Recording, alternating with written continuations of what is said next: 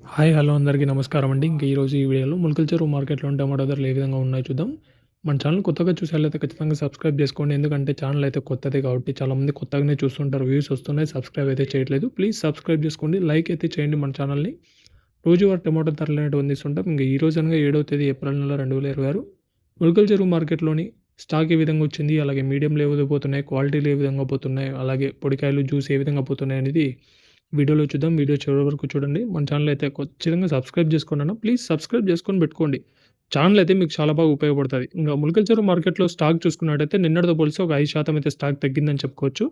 కాయ అయితే తగ్గింది. మరి ఓవరాల్‌గా చూసుకున్నట్టయితే మార్కెట్ అంతా కూడా ఇంచుమించు నిన్నట్లాగా అనుకున్నా ఇంకొక 5% తగ్గిందని చెప్పుకోవచ్చు స్టాకు.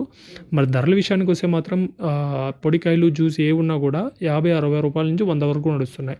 పొడికాయ, జ్యూస్ ఇవంతా 50, 60 నుంచి రూ. 100 వరకు నడుస్తున్నాయి.